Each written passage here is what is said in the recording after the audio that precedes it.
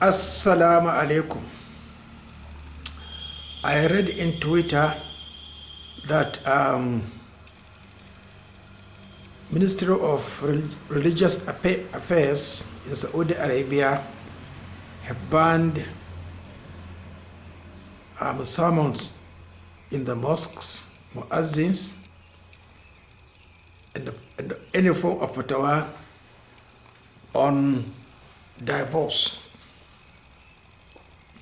This is a very important step, truly speaking, in bringing discipline and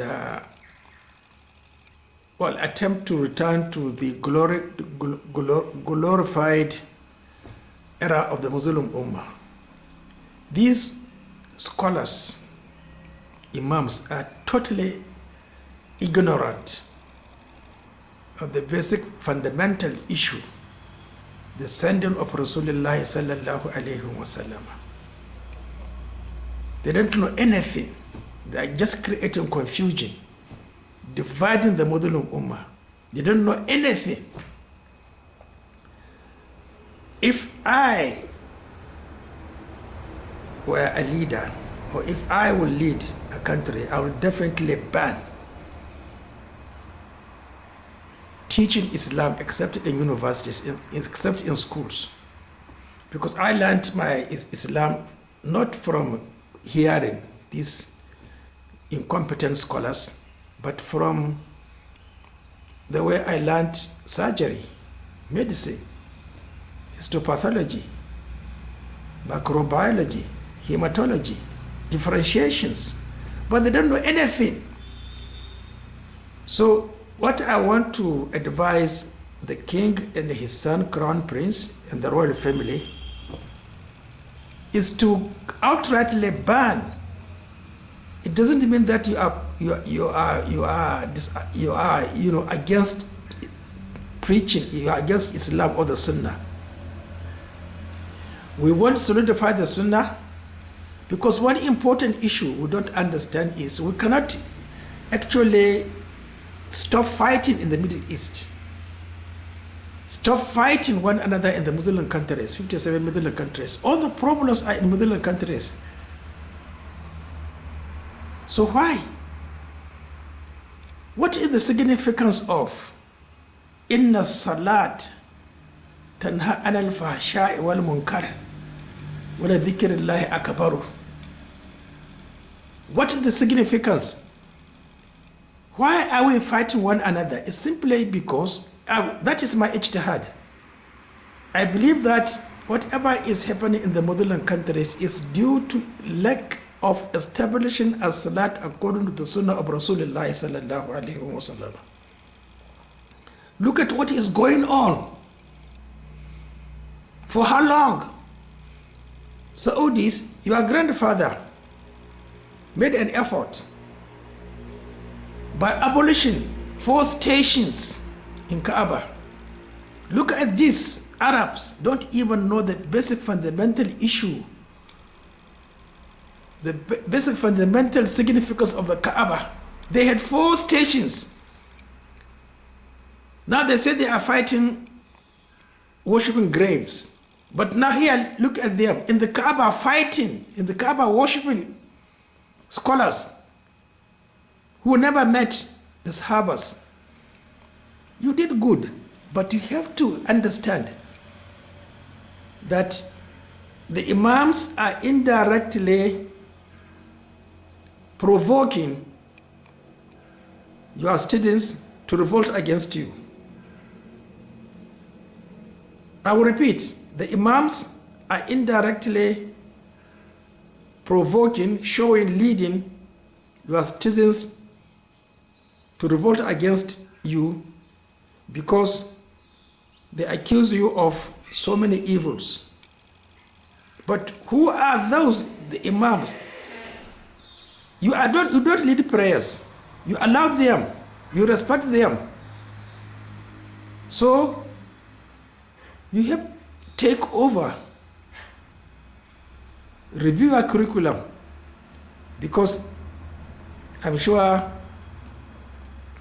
NBS was young, probably not even born, when I made a statement that the curriculum of Islamic studies in Saudi Arabia is false.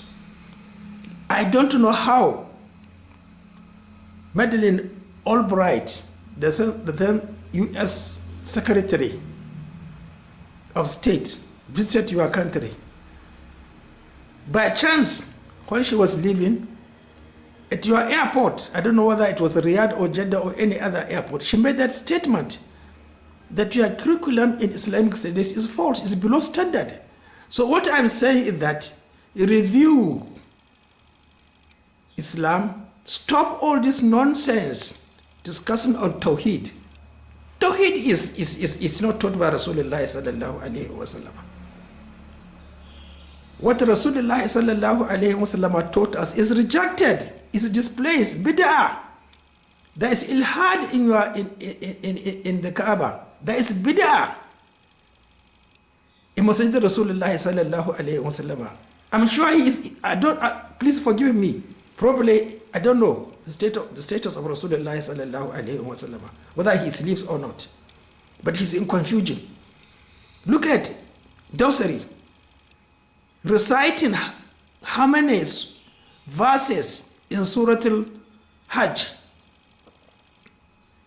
I recited Surah Al-Hajj today, but 76 verses or 78 complete. If you recite Surah Al-Hajj not complete, the prayer is invalid. I don't like to advise. I have been saying it, I will repeat. Nobody should visit Mecca, because from 1983, I never visited Mecca because I saw vividly ilhad and the bid'ah, but then I was not all that coherent or expert in Arabic. I learned Arabic, but I was not interested. I did science, so why can I go and learn Arabic again? The same temporal lobe, the same site in the brain. I must master one, leave the other. So what I'm advising the king and his son is, you have to be serious. You have to be very serious in protecting your own monarchy. Otherwise, they are indirectly through bid'ah and ilhad inciting people to revolt against you.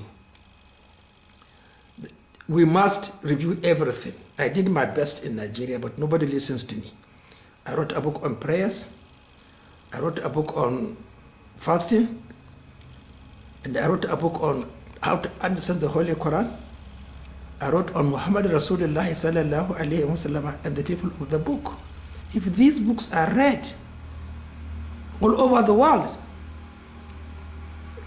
I mean, what is it? So if there's no success, that means Allah hasn't sent the one with the book. That means we have to look for another Allah. And I'm fair. We cannot hide on our feelings. You want progress, you apply. Look, take everything. In medicine, if you give, in our time, if you give crystalline penicillin and the streptomycin injection, very severe infection, 3 hours, 6 hours. If the temperature is rising, you have to change. That is my conclusion. So the king and the crown prince must take very severe action against unnecessary fatwa. And there is no fatwa superior than establishing a salat and the fasting according to the sunnah of Rasulullah sallallahu alayhi wa sallam and the Hajj. You are 9 today, you have been observing Arafat not on the correct date. Read, and I will challenge you. Read the books, read. Assalamu alaikum.